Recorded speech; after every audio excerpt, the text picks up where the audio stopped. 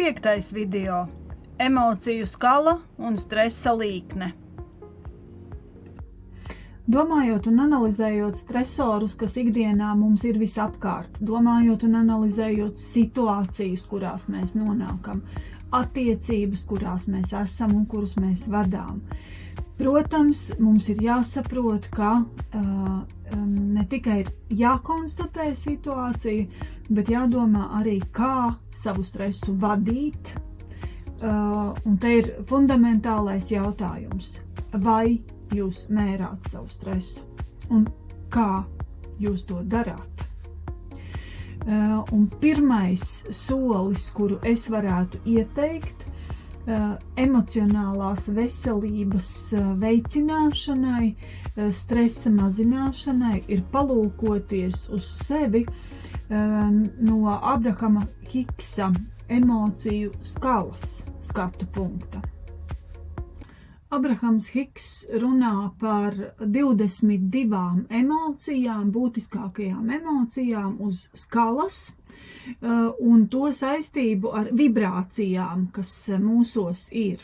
Protams, šeit mēs redzam, ka pārskatot emociju sarakstu, augšpusē ir pozitīvās, iepriecinošās, pozitīvas vibrācijas nesošās un virzoties pamazām uz saraksta leju, mēs redzam tās tumšās, drūmās, mazāk vibrējošās emocijas.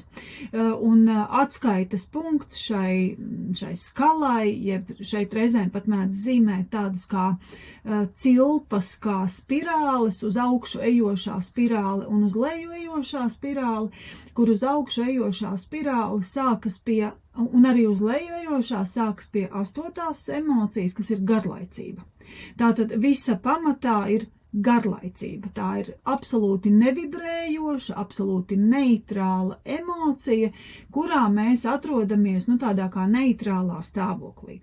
Un attiecīgi virzoties pa spirāli uz augšu, mēs pamazām varam ieraudzīt šīs pozitīvi vibrējošās emocijas, kur uzreiz pēc garlaicības sako apmierinātība, cerība, optimisms, līdz pat priekam, zināšanām, iedvesmai, brīvībai, mīlestībai, novērtējumam. Savukārt no garlaicības uz leju virzās spirāle, kur sākotnēji tas ir pesimisms, aizkaitinājums, pārslodze, vilšanās, šaubas un līdz pat pašai spirāles apakšai, kur ir bailes, sēras, izmisums un bezspēcība. Un tas, kas īpaši šeit ir jāievēro, tātad pirmkārt mēs skatāmies uz to, kur es atrodos uz šīs skalas.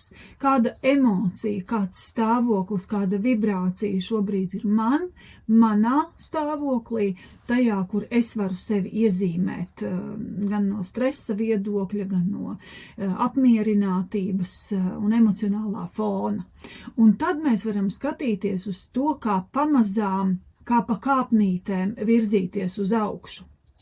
Tas, kas ir Abrahama Hiksa skalas pamatā, ir atziņa, ka tu nevari pieņemt, ka ja tu atrodies spirāles apakšā vai kādā no punktiem un tu vēlies pārlekt uz augšējo, pārlekt vairākiem pakāpieniem, tad tas nebūs ātri un vienkārši. Tas nav iespējams tā. Šobrīd es esmu dusmu vai greizsirdības vai kaut kur tur apakšā un es gribu uzreiz kļūt laimīgs. Tā tas nenotiek. Arī pakāpnēm mēs kāpjam no pakāpiena uz pakāpienu, no pakāpiena uz pakāpienu.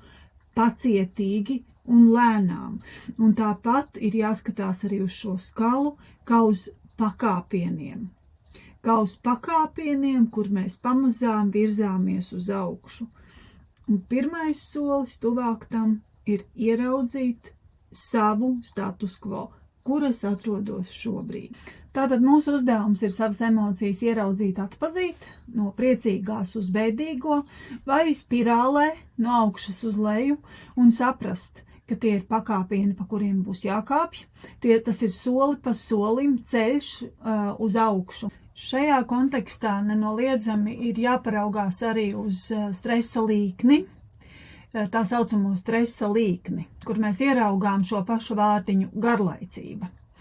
Izpētot, ko mēs šeit redzam, tātad uz X-as tas ir stress, un uz Y-as, uz vertikālās as, tas ir izpildījums. Zems un augsts.